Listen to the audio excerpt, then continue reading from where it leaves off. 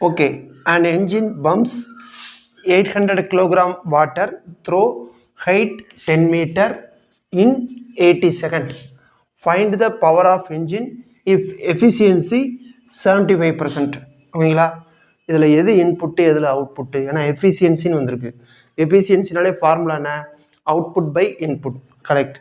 இதில் எது அவுட்புட் எது இன்புட்னு பார்த்தீங்கன்னா, தண்ணி மேலே டேங்க் ரொம்பது பார்த்தீங்களா, அதுதான் அவுட்புட்.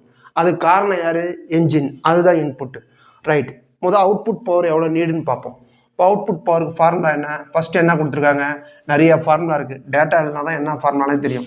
எம் எவ்வளவு? 800 kg. ஓகே. மாஸு. அடுத்தது ஹைட்டு. ஹெச் எவ்வளவு? 10 மீட்டர். ஓகே. எம்ஹெச்னு வந்திருக்கு. அப்போ என்ன எனர்ஜி தேவைப்படும்? எம்ஜிஹெச். அப்போ பொட்டன்ஷியல் எனர்ஜி தான் தேவைப்படும். ஏன்னா கீழே உள்ள தண்ணியை கிராவிடேஷனுக்கு அப்போஸ் பண்ணி மேலே கொண்டு போகிறோம். அப்போ ஜி கொடுக்கல, ஜியை 10ன்னு வச்சுக்க வேண்டியதான். அடுத்த டைம் எவ்வளோ டியூரேஷனில்? 80 செகண்டில் எனக்கு ரொம்பணும். அந்த டேங்க் வந்து 80 செகண்டில் ரொம்பணும். இதுதான் டேங்க் சொல்லுது. இதுதான் என் கண்டிஷன். அதுக்கு எவ்வளோ இன்ஜின் இன்புட் வேணுங்கிறத பார்த்துக்கங்கிறாங்க. ஃபஸ்ட்டுக்கு இதுக்கு பவர் கண்டுபிடிக்கலாமா? பவருக்கு என்ன ஃபார்முலா? எனர்ஜி ஈக்குவல் டு பிடி. யாருக்கு எனர்ஜி அதிகமாக இருக்கும்? பிடி சாருக்கு அப்படின்லாம் படிச்சிருக்கோம். எனர்ஜி ஈக்குவல் டு பிடி.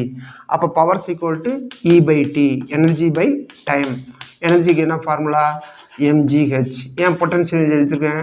ஏன்னா டேட்டா அந்த மாதிரி இருந்தால் அப்புறம் அதான் இருக்கணும். ரைட். மாஸ் எவ்வளவு? 800 kg. எல்லாம் எஸ்ஐ யூனிட்டில் இருக்கான்னு பார்த்துங்க. கிலோகிராம், மீட்டர், செகண்டு எல்லாம் 800. ஜி எவ்வளவு? 10ன்னு வச்சுக்கிறோம். ஹெச் எவ்வளவு? 10. பை டைம் எவ்வளவு? 680 செகண்ட்.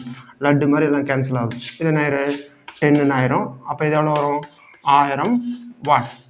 ஏன் கன்வீனியன்ட்டுக்காக நான் 1 கிலோ வாட்னு வச்சுக்கிறேன். ஓகேங்களா? ரைட். இது அப்போ எனக்கு அவுட்புட் வேணும்.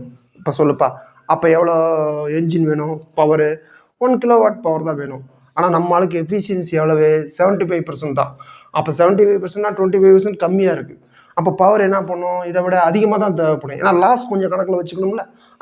இப்போ என்ன பண்ணணும்? எஃபிஷியன்சிக்கு என்ன ஃபார்முலா? எவனாக இருந்தாலும் சரி, எஃபிஷியன்சிக்கு output power by input power. உங்களுக்கு என்ன வேணும்? அவுட்புட். இவன் கண்டிஷனை சொல்லிட்டா, இதான்ப்பா எனக்கு வேணும்னு. கொடுக்கறது யார்? Input engine. அப்போ இன்புட் இங்கே போடுங்க. அப்போ input equal to output. Efficiency 1/, எஃபிஷியன்சின்னு மாறிடுமா? 1/, efficiency. அவ்வளோதான். அப்போ என்ன வரும்? அவுட்புட் எவ்வளவு? 1 கிலோ வாட்டு. ரைட்டு. 75%ங்கிறது என்னது? எஃபிஷியன்சி. ஆனால் இங்கே என்ன இருக்குது? 1/, எஃபிஷியன்சி. 75% பொதுவாக எப்படி எழுதுவோம்? 70/100. ஆனால் இங்கே எப்படி எழுதணும்? 100/75. ஏன்னா 1/8 வந்திருக்கு. அப்போ 100/75. அப்போ இதை அடித்தா என்ன வரும்? இது வந்து 4, இது வந்து 3. அப்போ 4/3. பார்த்தா 1.33 கிலோவாட். நமக்கு தேவை 1 கிலோவாட்டு. இப்போ என்ஜின் வந்து 100% எஃபிஷியன்சியாக இருந்தால் இதான் ஆன்சர்னு சொல்லிட்டு போயிட்டே இருக்கலாம்.